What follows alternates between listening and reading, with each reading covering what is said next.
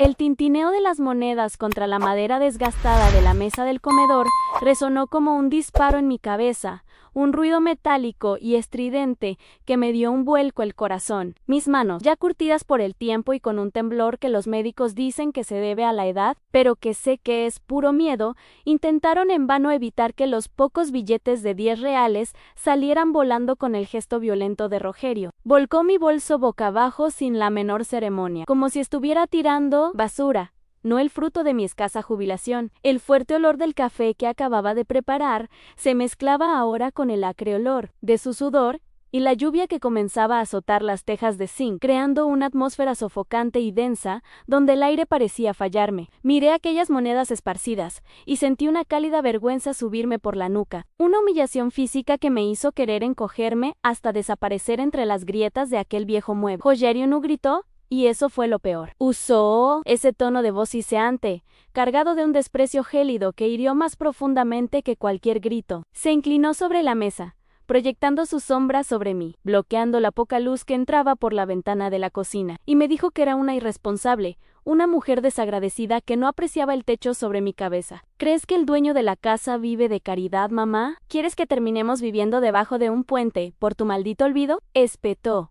Cada palabra calculada para herir donde ya estaba en carne viva. Quería gritar que no lo había olvidado, que había ahorrado hasta el último centavo, que había estado comiendo arroz blanco durante días para ahorrar esa cantidad. Pero la voz se me atragantó, sofocada por la culpa que sembraba en mí cada día, como una mala hierba que ahora se apoderaba de todo mi jardín interior. Cuando se dio cuenta de que el dinero sobre la mesa no era suficiente para su demanda, se hizo un silencio aterrador, roto solo por el tic-tac acusador del reloj de pared. Su mirada se posó fría y calculadora en mi mano izquierda, fijándose en lo único de valor que me quedaba, el anillo de bodas de oro mate de mi difunto esposo, un círculo dorado que no había abandonado mi dedo en más de 40 años. Dámelo, ordenó, extendiendo su mano abierta sin pestañear, sin siquiera considerar la historia grabada en ese metal. Con lágrimas en los ojos, sintiendo un dolor físico agudo en mis articulaciones inflamadas, me quité el anillo a la fuerza,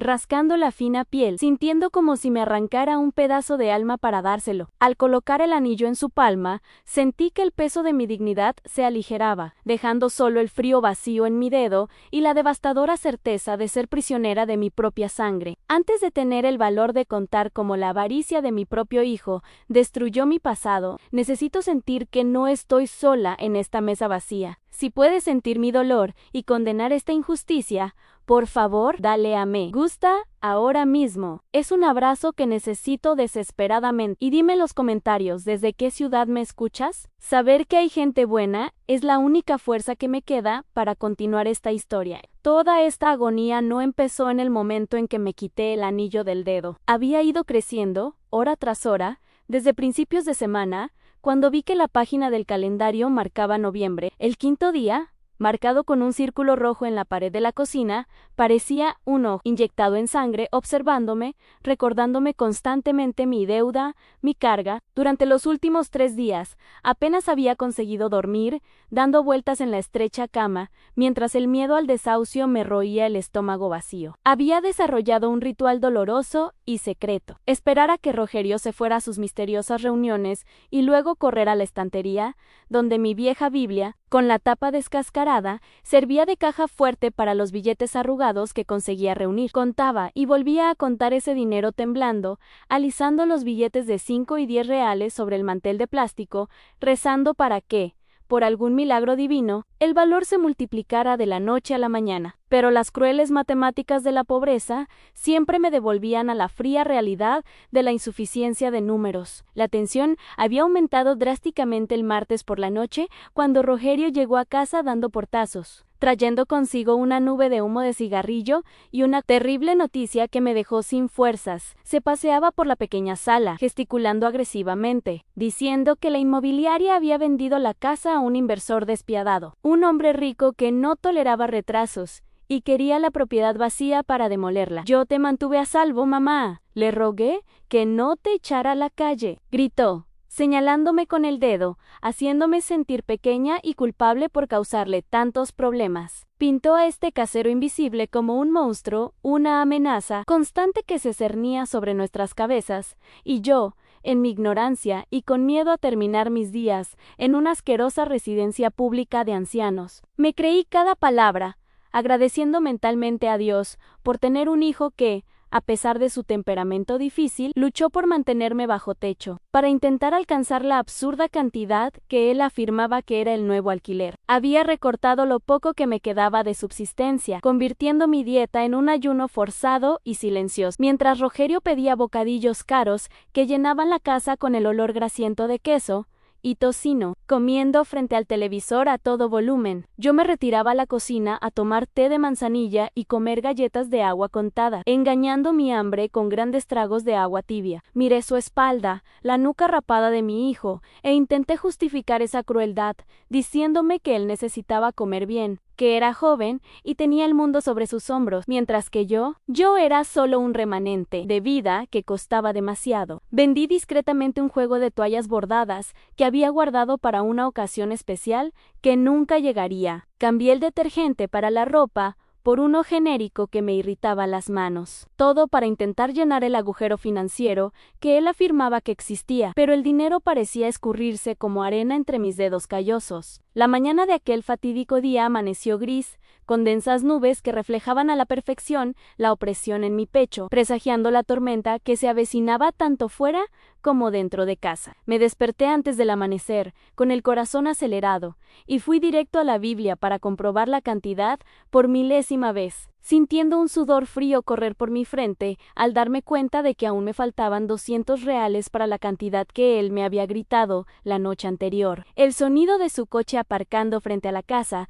horas antes de lo habitual, sonó como la trompeta del juicio final. Oí el portazo del conductor al cerrarse y sus pesados pasos aplastando la grava del jardín. Supe, por el ritmo de su respiración al entrar en la habitación, que estaba ansioso, que necesitaba dinero urgentemente para algo que no me diría, y yo estaba allí, acorralada en la cocina, sosteniendo mi fajo de billetes insuficientes como si fuera un escudo de papel contra la furia que estaba a punto de estallar sobre mí, impotente ante la tormenta que no podía detener. A veces, cuando el silencio de la madrugada me envuelve y Rogerio por fin se duerme, me miro en el espejo agrietado del baño y apenas reconozco a la mujer que me devuelve la mirada, con los ojos nublados y la piel surcada por profundas arrugas de preocupación. Mis manos, que ahora tiemblan tanto que derramo el café, fueron antaño firmes y respetadas, manos que preparaban banquetes para gobernadores y planchaban camisas de lino con precisión quirúrgica. Durante 40 años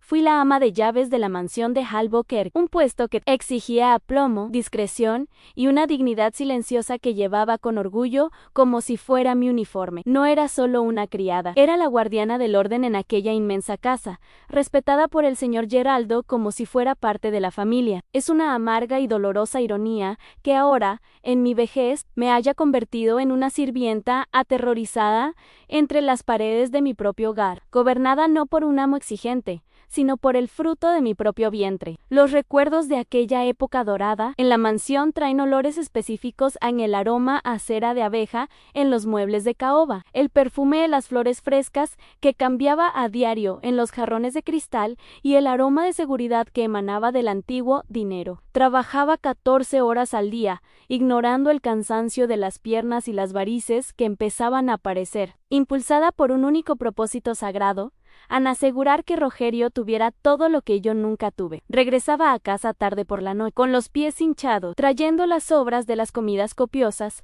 para que él pudiera disfrutar de una vida mejor. Pero me encontraba con un niño hosco que creció albergando un resentimiento silencioso por mi ausencia. Hoy usa este sacrificio como arma afilada en mi contra, tergiversando la historia hasta que mi dedicación parece abandono, repitiendo que amaba a los hijos de los patrones más que a él, una mentira que repite con tanta frecuencia que ha empezado a sonar a verdad en mis oídos cansados. Esta culpa maternal es el peso invisible que me aprieta la espalda más que la osteoporosis, una pesada cadena que me ata a esta dinámica malsana de explotación. Miro a Joya Rogerio, con el rostro desencajado por la ira y las exigencias, y sigo intentando encontrar al niño que me agarró la falda, con miedo a la oscuridad, intentando desesperadamente creer que ese corazón puro aún existe bajo las capas de codicia y adicción. Me convenzo de que fallé en su crianza, de que fui negligente y por lo tanto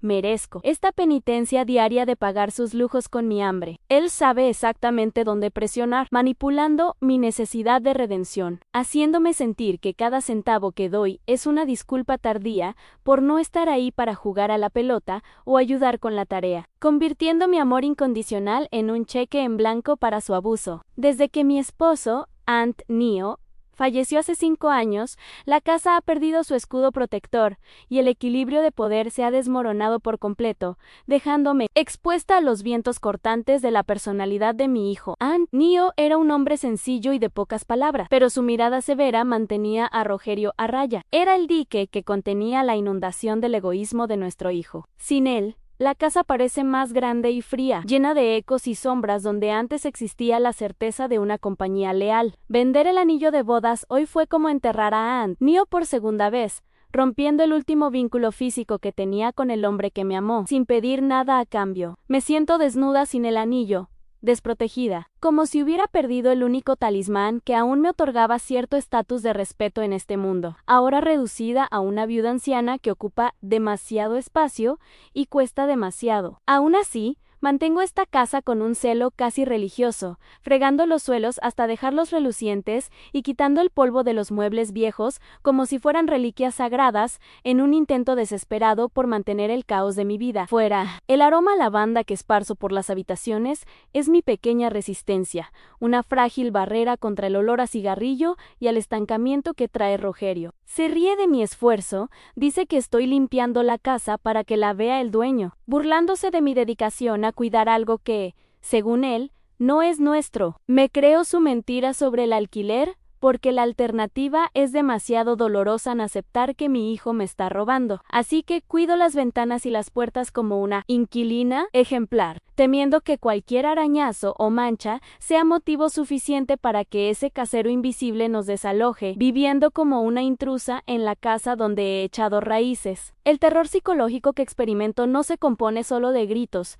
sino de un silencio insidioso y pequeñas trampas mentales que me hacen cuestionar mi propia cordura. Rogerio esconde las facturas de la luz y luego grita que las he perdido. Cambia las cosas de sitio y me acusa de estar senil cuando no las encuentro. Te estás volviendo loca, mamá, igual que esas ancianas de la residencia, dice con una sonrisa burlona, sembrando la semilla del miedo a estar internada en un lugar frío y solitario. Paso los días volviendo sobre mis pasos, anotando cosas en papeles que luego desaparecen, viviendo en constante estado de alerta, con el corazón acelerado con cada llave en la cerradura. Mi mente, antes lo suficientemente aguda como para organizar la vida de toda una familia, ahora es un laberinto de dudas y miedo, donde su voz resuena más fuerte que mis propios pensamientos. En el fondo, muy en el fondo, hay una brasa ardiente de indignación que se niega a apagarse. Una voz susurrante que me dice que esto no es justo, que no merezco terminar mis días comiendo migajas y con miedo. Pero esa voz se apaga rápidamente tras el pesado manto de la resignación y el miedo paralizante de la soledad absoluta. Miro las viejas fotos en la estantería, el rostro amable del señor Geraldo, la sonrisa de mi esposo, y siento una añoranza devastadora de una época en la que el honor valía más que el dinero. Soy una mujer hecha de silencios y esperando un milagro o el fin, sin saber qué llegará primero. Mientras sostengo mi vieja Biblia contra el pecho, buscando en sus delgadas páginas la fuerza que mis huesos cansados ya no pueden sostener. Fue la tarde siguiente, aprovechando la ausencia de Rogerio, que el destino empezó a susurrarme al oído, guiando mis pasos temblorosos hacia donde jamás me atrevería a ir. Se había marchado a toda prisa, eufórico con el dinero de mi anillo de bodas en el bolsillo, dejando la puerta de su habitación entreabierta, un descuido poco común en aquella fortaleza de secretos que guardaba cerrada con 7 llaves. Entré con el corazón acelerado, sosteniendo la escoba como si fuera un arma de defensa, con la única intención de barrer la suciedad que había acumulado. Pero el aire viciado de aquella habitación me golpeó como una bofetada. La habitación olía a colillas y algo aún más agrio, el olor a miedo y mentiras fermentando en la oscuridad. Mi intención era darme prisa, limpiar el suelo e irme antes de que su sombra regresara. Pero mis ojos se sintieron atraídos magnéticamente por la oscura cómoda de madera, donde un cajón, normalmente cerrado con llave, mostraba la llave olvidada en la cerradura, brillando en la penumbra como una invitación peligrosa. Sabía que no debía la voz de Rogerio gritando: «No toques mis cosas», resonaba en mi mente, pero una fuerza extraña, quizá la intuición de una madre, o una advertencia angelical, me hizo girar la llave. El cajón se atascó ligeramente, crujiendo al abrirse, revelando un caos de boletos de apuestas, billetes de lotería arrugados y paquetes de cigarrillos vacíos en prueba documental de los vicios que consumían nuestras vidas. Sin embargo, lo que me heló la sangre no fue el desorden, sino lo que estaba enterrado bajo esa montaña de basura en un sobre grande,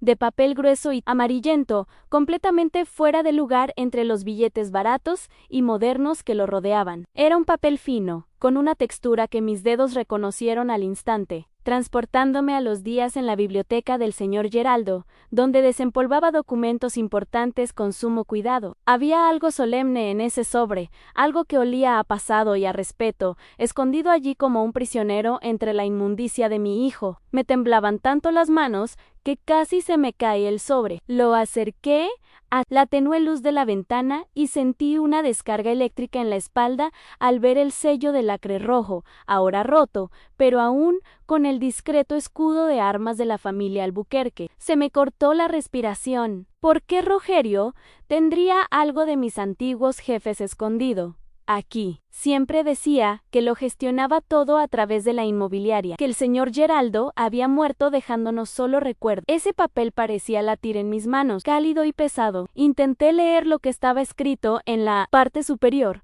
pero mis ojos cansados y la caligrafía recargada, llena de elegantes curvas, me dificultaban la comprensión. Solo reconocí, con una punzada en el pecho, la inconfundible firma del señor Geraldo en la esquina inferior, la misma que le vi usar en los cheques de los empleados, firme y G. Enero Sa. El miedo a ser descubierta me paralizó por un instante. Cada ruido de la calle parecía el coche de Rogerio volviendo para castigarme por esta transgresión. Pero la curiosidad y una punzada de sospecha me hicieron abrir la solapa del sobre. Dentro había un documento oficial, con sellos notariales que parecían ojos oficiales mirándome fijamente.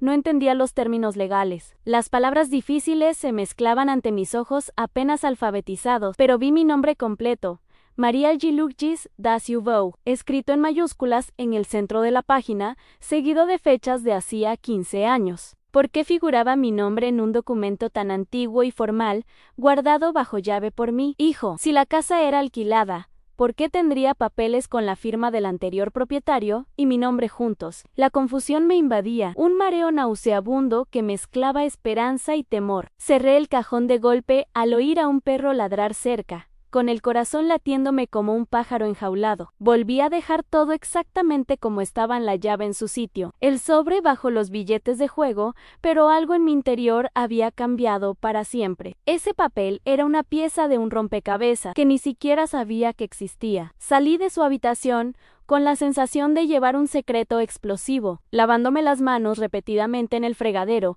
como intentando disipar la sensación de peligro. Rogerio mentía sobre muchas cosas, sobre el precio de la leche, sobre dónde pasaba las noches, pero eso parecía una mentira fundamental, algo enorme y terrible. Volví a sentarme en mi mecedora, pero ahora, al mirar las paredes descascarilladas, no solo veía miseria, veía la sombra de ese sobre, y la duda empezó a corroer la absoluta certeza que tenía sobre mi propia desgracia. El secreto de ese sobre me quemaba el pecho como una brasa, pero el miedo a despertar a la bestia que llevaba dentro me impedía respirar, tragándome la duda junto con la sopa aguada de la cena. El ambiente en la casa se volvió irrespirable en las horas siguientes. Él caminaba de un lado a otro como un animal enjaulado, mordiéndose las uñas hasta que sangraban, murmurando sobre plazos y consecuencias que no entendía del todo. Cada vez que sonaba su móvil, se encerraba en el baño, y yo podía oír los susurros urgentes y agresivos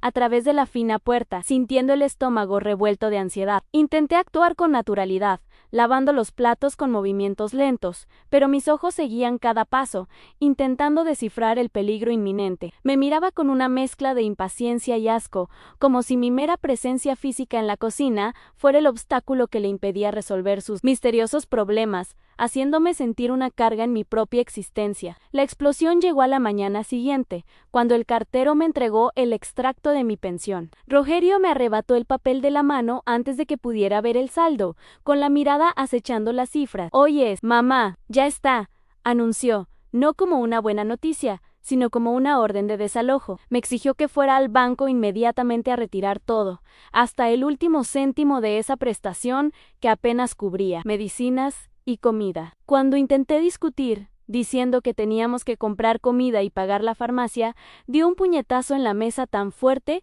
que mi taza de café salió volando. «¿No lo entiendes? El casero quiere la casa. ¿La venderá si no pagamos la multa por renovación? Hoy, ¿quieres ir a la calle? ¿Quieres dormir en la acera con tus harapos?», gritó, escupiendo las palabras, manipulando mi terror a la indigencia para justificar el descarado robo de mi sustento. Fuimos al banco bajo una lluvia fina y gélida, y él me agarró del brazo con una fuerza desmesurada, como si me llevara a la cárcel, no al cajero automático. El paseo fue una experiencia humillante. Los vecinos nos saludaron y forcé una débil sonrisa, intentando ocultar la vergüenza de que mi propio hijo me obligara a entregar el dinero. Frente al cajero, me temblaban tanto las manos que me equivoqué de pin 2 veces, y con cada error, Rogerio resoplaba a mis espaldas, susurrándome insultos al oído, llamándome lenta e inútil. Cuando salieron los billetes, los agarró antes de que pudiera guardarlos, metiendo el grueso fajo en el bolsillo de la chaqueta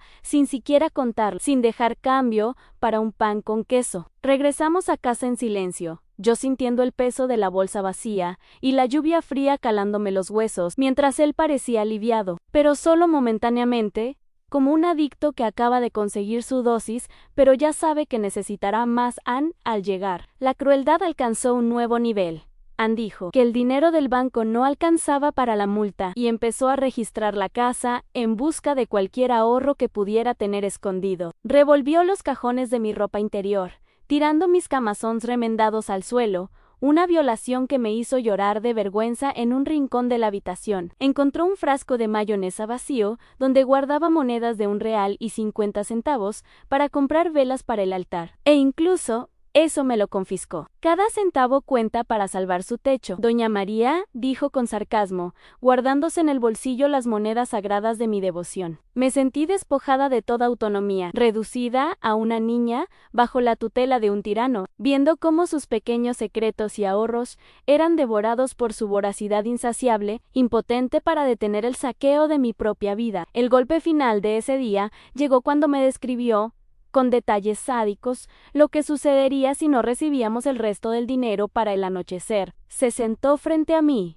me tomó las manos con una falsa ternura que me heló los huesos y empezó a hablarme de la residencia municipal de ancianos. «Es un lugar triste, mamá. Dicen que atan a los ancianos a sus camas y les dan baños de agua fría. La comida está agria y nadie te visita. Ahí irás si perdemos esta ocasión. No puedo mantenerte en la calle», mintió, sembrando imágenes de horror en mi mente atemorizada. Sollocé, imaginándome sola en ese lugar terrible, abandonada a mi suerte, y le rogué que hiciera algo. Ann sonrió, victorioso, viendo que el terror psicológico había funcionado, y dijo: «Pues consigue más dinero. Pide, ruega, vende lo que te queda.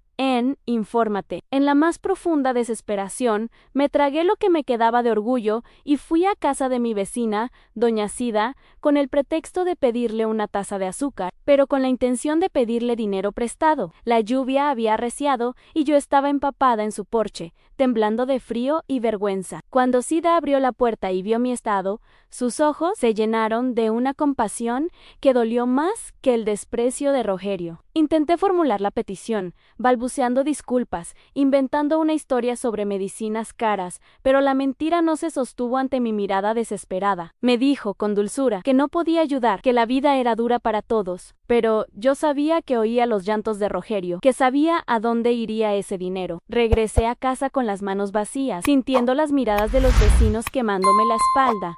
la humillación pública sellando mi destino como la anciana loca y explotada de la calle. La noche cayó como un sudario sobre la casa. Rogerio, furioso por no haber conseguido más dinero, decretó que no habría cena como castigo por mi incompetencia. Se marchó dando un portazo, diciendo que intentaría negociar con el abogado del dueño, pero yo sabía que se pasaría mi jubilación jugando y bebiendo. Me quedé solo en la oscuridad, con el hambre rugiendo en el estómago y el miedo apretándome la garganta en la casa, que una vez fue mi santuario, ahora parecía una boca gigante, a punto de tragarme entera. Tumbado en la cama, escuchando la lluvia azotar el techo, sentí que había tocado fondo, sin salida, sin esperanza, rehén de una mentira que no tenía la fuerza para desenmascarar, y un hijo que se había convertido en mi torturador. No lo sabía, pero esa sería la noche más larga de mi vida, la oscuridad antes del amanecer o el fin definitivo. La mañana siguiente amaneció con una palidez enfermiza, el sol, intentando en vano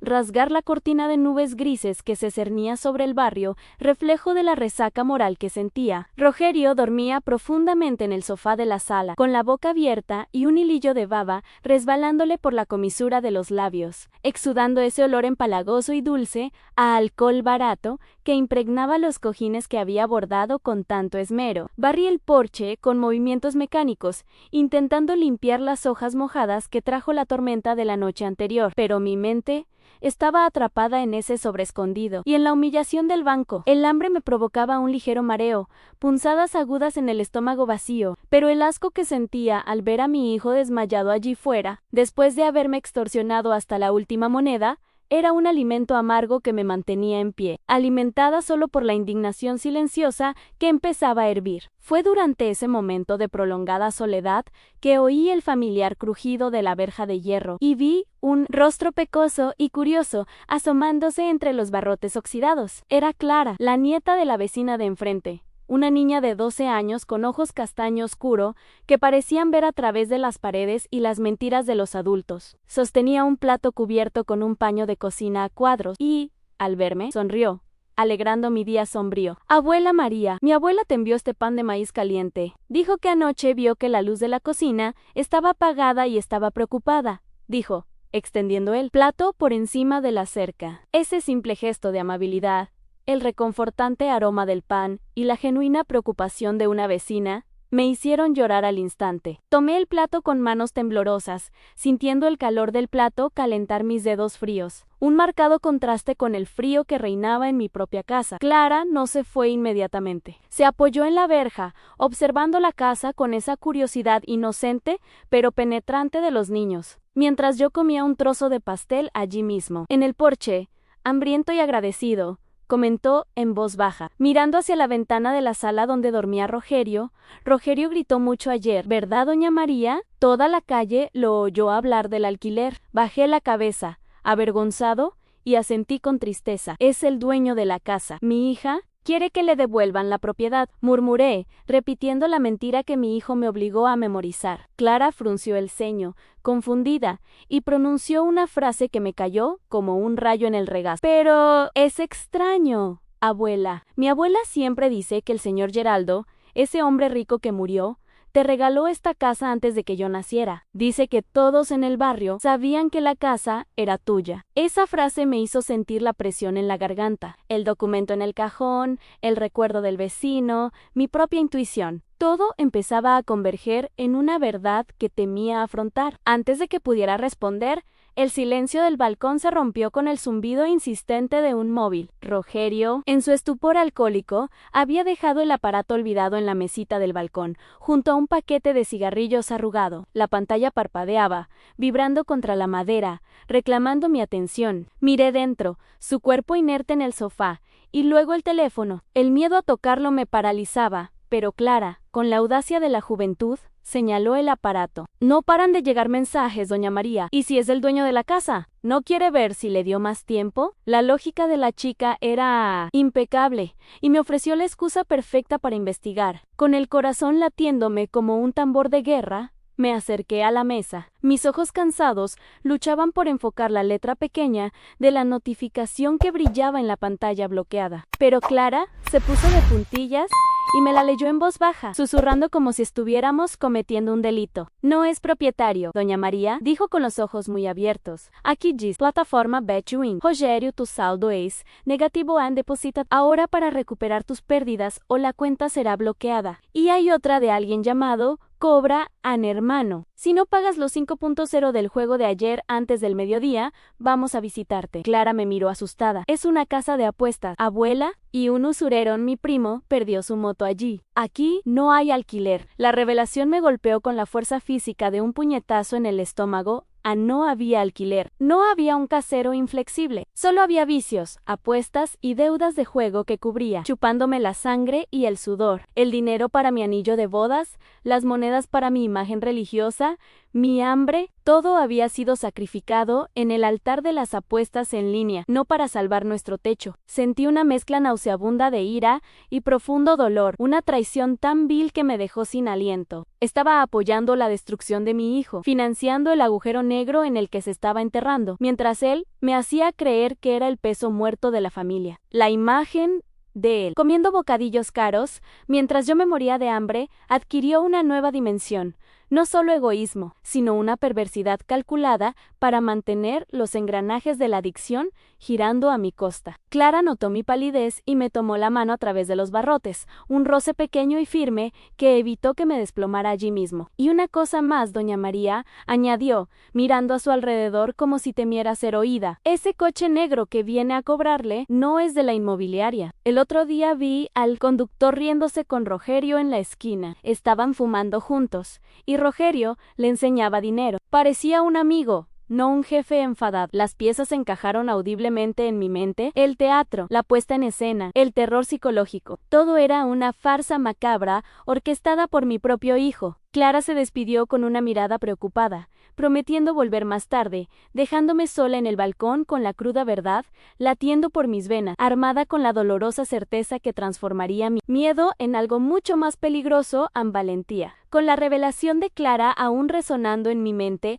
como un trueno lejano. Entré en la casa ya no como la víctima temblorosa, sino como una mujer poseída por una curiosidad febril y peligrosa. El pan de maíz quedó olvidado en la mesa de la terraza, pues mi hambre era ahora de otra naturaleza. Necesitaba pruebas concretas, necesitaba ver con mis propios ojos la magnitud de la traición que había estado corroyendo mi vida. Aproveché el sueño profundo, casi comatoso, de Rogerio para regresar a su habitación, moviéndome como un fantasma por los pasillos que yo misma había depilado. El aire dentro parecía más pesado, cargado con la energía estancada de sus mentiras, pero ignoré el miedo que me hacía ceder las piernas. Fui directa al cajón, girando la llave con una precisión que desconocía, y recuperé aquel sobre amarillento, sintiendo que no solo sostenía un papel, sino el veredicto de toda mi existencia. Esta vez tomé mis gafas de leer, que colgaban del cordón que me cruzaba el pecho, y esforcé la vista cansada por la letra pequeña del documento oficial. Lo que leí me dio vueltas y se detuvo de golpe. Escritura de donación con reserva de usufructo. Las palabras legales danzaban en la página,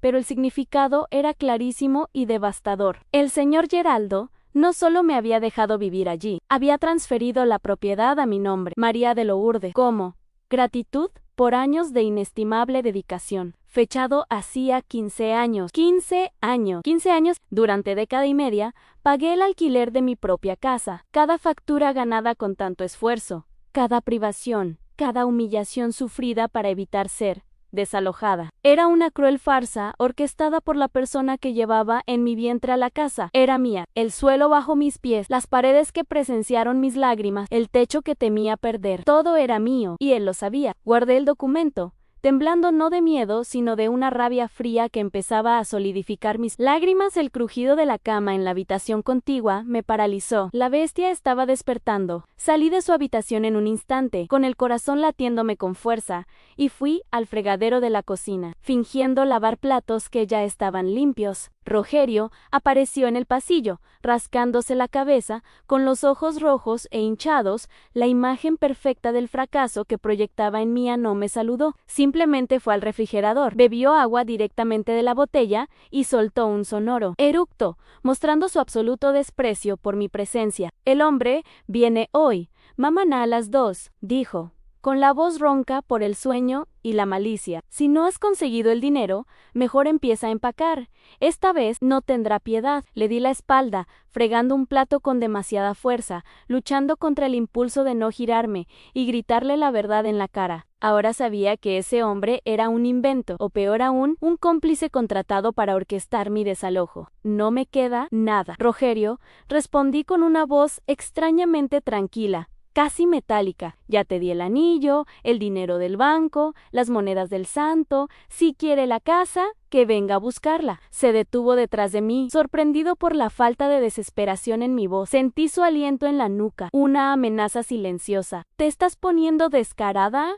¿Vieja? ¿Quieres ver tus muebles en la acera? ¿Quieres que los vecinos vean a la policía llevándote de aquí? Siseó, intentando reavivar el miedo que siempre lo había alimentado, pero no se dio cuenta de que la llama del terror había sido reemplazada por las brasas de la indignación. Las horas siguientes se prolongaron en una tensión insoportable, como el aire denso antes de una tormenta eléctrica. Rogerio deambulaba por la casa recogiendo objetos de valor, la vieja radio, un jarrón de cristal, incluso la cubertería de plata que recibí como regalo de boda, diciendo que debíamos dárselos como garantía al cobrador. Lo vi saquear nuestra historia, convirtiendo mis recuerdos en moneda de cambio para sus vicios, pero no lo detuve. Estaba en shock, procesando la monstruosidad de lo que estaba haciendo, esperando el desenlace de aquella macabra farsa. Cada vez que pasaba junto a mí con alguna de mis pertenencias en las manos, sentía una punzada en el pecho, pero permanecí firme, sentada en la mecedora, agarrando mi Biblia con fuerza, no para rezar, sino para anclarme a la realidad mientras el mundo se desmoronaba a mi alrededor. De repente, el sonido de un potente motor rompió el silencio de la calle,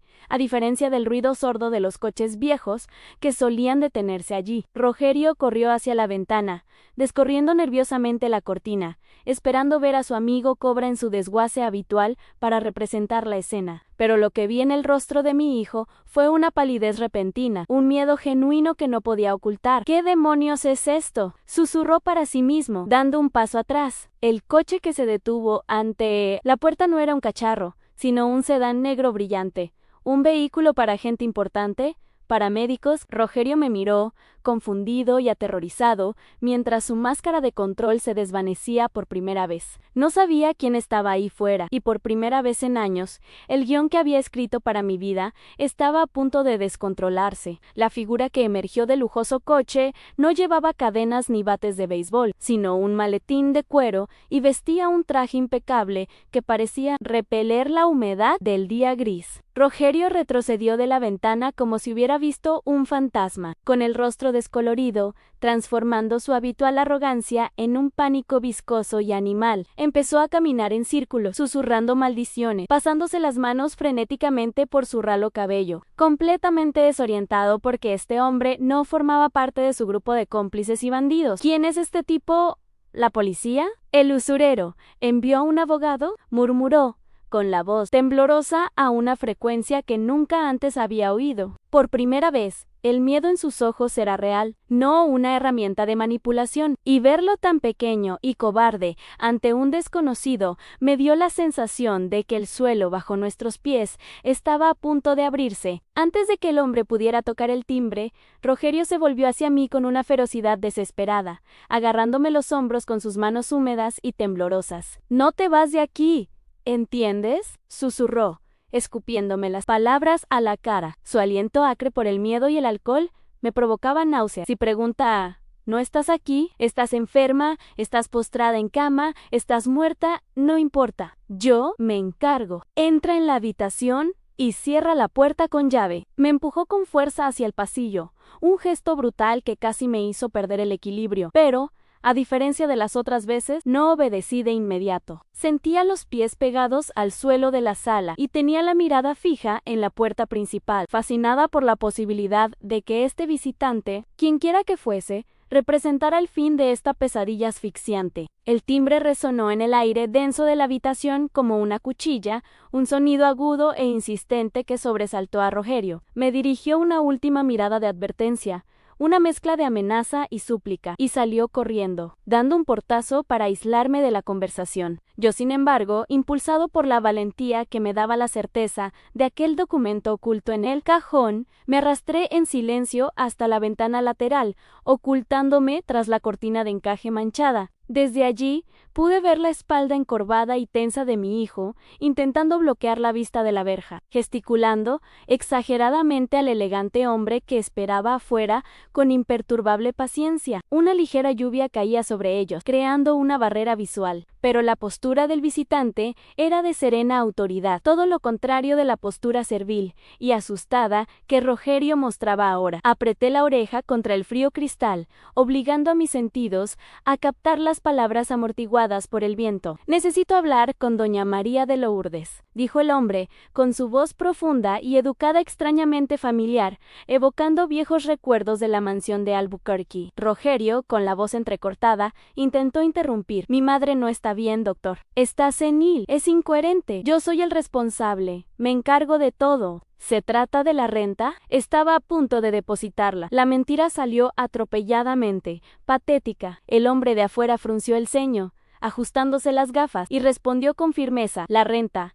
No vine a cobrar nada. Tengo asuntos pendientes con la regularización de tierras de esta propiedad que requieren la firma del propietario. Y, según mis registros, el propietario está vivo y vive aquí». La palabra dueño flotó en el aire y golpeó a Rogerio como una bofetada. Vi sus hombros encogerse, acorralado por la verdad que había intentado ocultar. Durante años, dentro de la casa, mi corazón latía tan fuerte que creí que iba a estallar. Ese hombre lo sabía. No era un cobrador de deudas ni un cómplice. Era testigo de la verdad que había descubierto sola en el cajón. Las lágrimas comenzaron a correr por mi rostro, calientes y liberadoras. Recordé al señor Geraldo, como siempre decía que la justicia es lenta, pero no falla, y sentí su mano invisible guiando a ese visitante hasta mi puerta. Ya no podía esconderme tras las cortinas, ya no. Podía ser la anciana senil que mi hijo había inventado. La María que temblaba de miedo moría en ese momento, dando paso a la María que había trabajado 40 años con dignidad, con las manos aún temblorosas, pero ahora impulsada por una voluntad de hierro.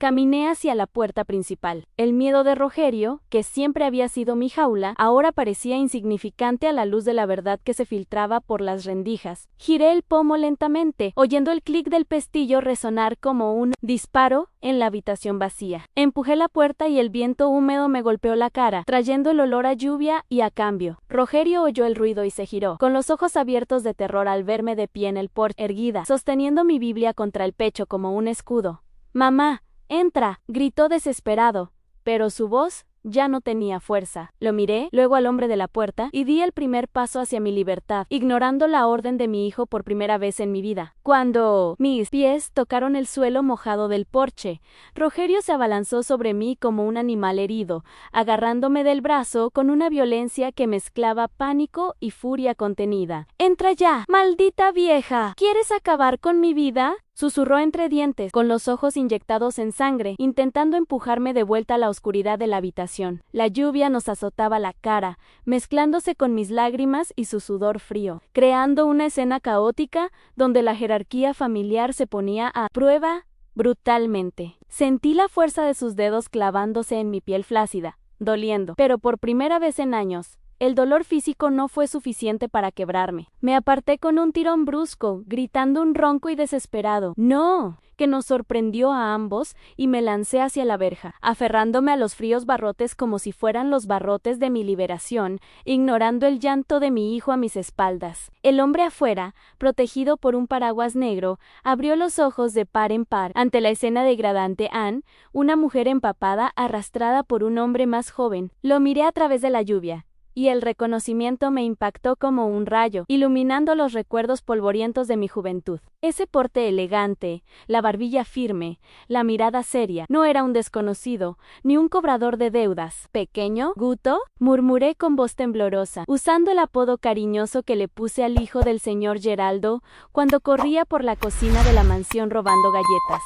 El rostro del hombre se suavizó al instante. La máscara profesional se desvaneció para revelar al niño que había visto crecer. «Señora María», respondió, con la voz llena de incredulidad y una repentina tristeza al notar mi estado deplorable, mi ropa desgastada y el terror grabado en mi rostro. Rogerio intentó intervenir de nuevo, interponiéndose entre la verja y yo, sudando profusamente a pesar del frío. «Doctor, disculpe, mi madre está muy confundida, tiene Alzheimer, confunde a la gente. Vino a cobrar la renta, ¿verdad? La atrasada. Yo me encargo, pero necesito que se vaya ya», balbuceó, intentando desesperadamente mantener la farsa, transformando al doctor Augusto en un acreedor imaginario. El abogado, sin embargo, no se rindió. Miró a Rogerio con gélido desprecio, esa mirada que distingue a los hombres honorables de los sinvergüenzas, y dijo con una voz que atravesó el sonido de la lluvia en Quite: «No vine a cobrar la renta, vine a traer la copia original de la escritura que estaba en la caja fuerte de la oficina de mi padre». La palabra escritura flotaba en el aire denso, silenciando incluso el viento. El doctor Augusto abrió su maletín de cuero y sacó un documento protegido por plástico, sosteniéndolo en alto para que pudiera verlo, incluso a través de los barrotes. «Señora María, ¿de qué habla este joven? ¿Cobrar alquiler? Mi padre, el señor Geraldo, transfirió esta casa a su nombre, con usufructo vitalicio e irrevocable. Hace 15 años. Fue su último deseo, an asegurar que usted, que lo cuidaba como a una madre, nunca se quedara en la indigencia». Se volvió hacia Rogerio, con la voz endurecida como el acero. «Enviamos los documentos. La notaría acusó recibo. La casa es suya, an siempre lo ha sido. Si alguien cobra alquiler aquí, está cometiendo un grave delito». En ese momento, el mundo de Rogerio se derrumbó. Vi el instante exacto en que su arrogancia se disolvió, dejando solo la cruda cobardía de un niño malcriado y cruel. Retrocedió, tropezando con sus propios pies, apoyándose en la pared de la casa como si buscara un agujero donde esconderse. Yo solo me ocupaba de sus finanzas. Balbuceó patéticamente, con las manos alzadas en señal de rendición, pero la mentira ya no tenía dónde aferrarse. La verdad, dicha en voz alta por el doctor Augusto, tenía un peso físico, aplastando años de manipulación. Miré a mi hijo y no vi al monstruo que temía, sino un parásito expuesto a la luz del sol,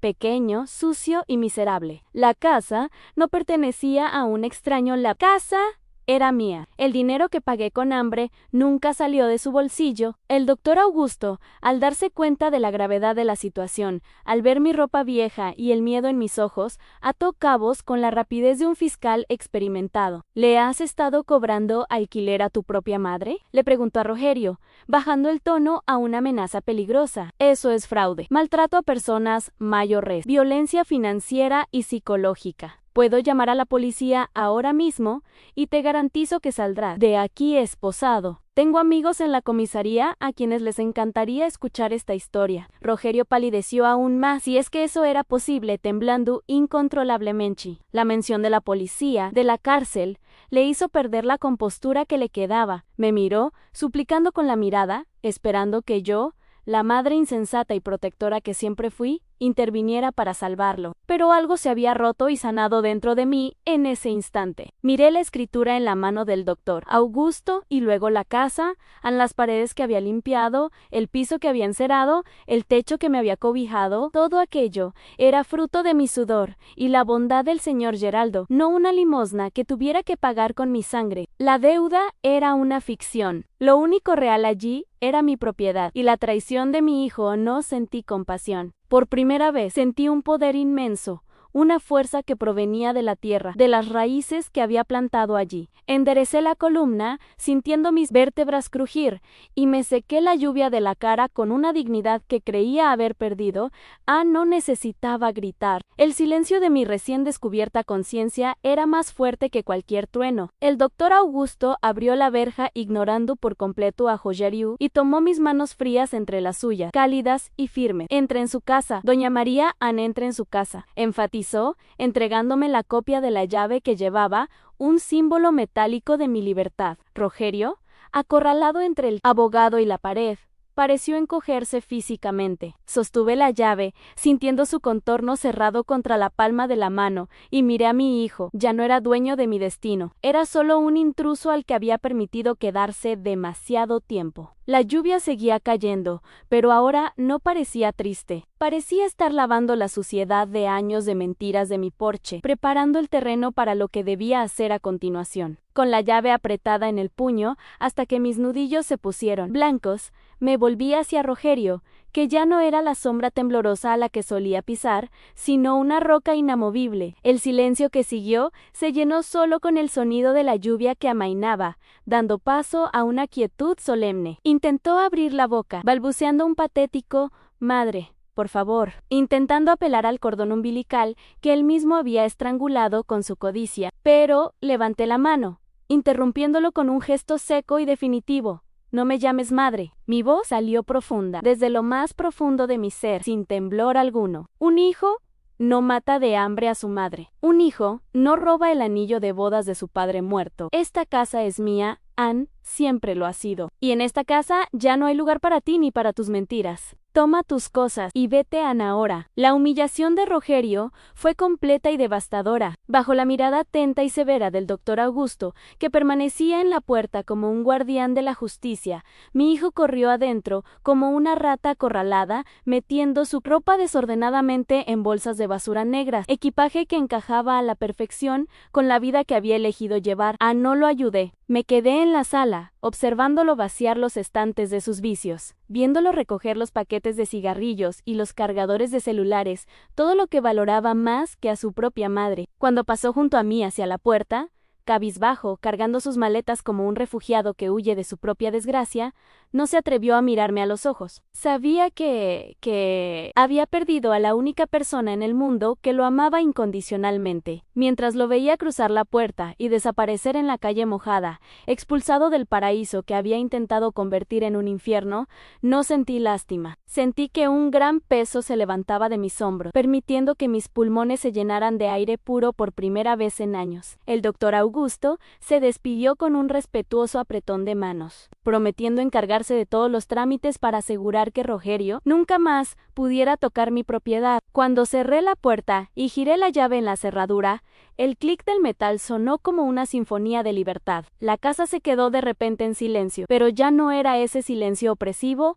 y cargado de miedo. Era un silencio de paz, de un santuario recuperado. Caminé por las habitaciones, tocando las paredes, reclamando cada centímetro cuadrado como mi territorio sagrado. Abrí las ventanas para dejar escapar el olor a moho y cigarrillos, dejando entrar la fresca brisa de la tarde, limpiando las malas energías que se habían estancado allí durante tanto tiempo. Me sentí extrañamente alto, como si hubiera crecido 10 centímetros, la curvatura de la sumisión deshecha por la postura de la posesión. Fui al aparador, ese que me daba miedo abrir por temor a romper algo del dueño, y saqué mi taza de porcelana más bonita, la del borde dorado, reservada para los invitados distinguidos que nunca llegaban. Hoy, el invitado distinguido era yo. Preparé un café recién hecho, fuerte y aromático, y me senté en la terraza, en mi mecedora, mientras bebía el líquido caliente.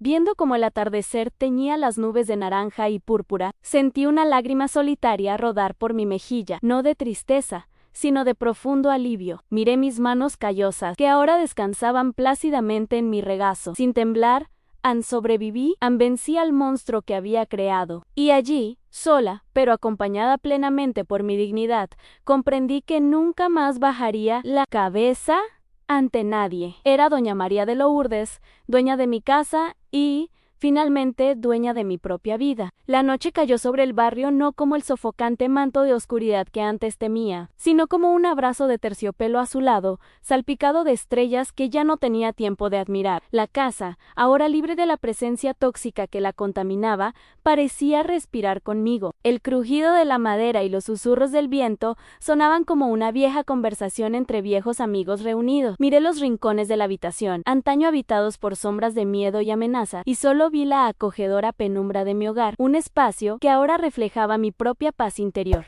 La soledad, que antes era el monstruo bajo mi cama, se transformó de repente en mi compañera más fiel, una bendita soledad, que me permitía escuchar mis propios pensamientos sin la cruel interferencia de gritos ni exigencias absurdas. Descubrí, en ese silencio sagrado, que no hay mayor lujo en el mundo que la tranquilidad de saber que nadie llamará a tu puerta para robarte la paz. Miré mi Biblia sobre la mesa, la que había sido mi caja fuerte para el sufrimiento durante tanto tiempo. Abrí sus páginas, no para esconder billetes arrugados de dinero duramente ganado, sino para leer un salmo de gratitud, sintiendo la textura del fino papel bajo mis dedos temblorosos. El dinero de mi jubilación, que llegaría al mes siguiente, ya no sería el rescate de mi dignidad secuestrada, sino el pasaporte a pequeños placeres que había olvidado que existían en un yogur de fresa, un pan dulce recién hecho, un jabón con aroma a rosa. La libertad tiene un sabor, y ansiaba saborearlo en cada pequeña decisión, en cada centavo gastado en mí sin culpa. La esclavitud financiera había terminado, y con ella se fue la creencia limitante de que, por ser viejo,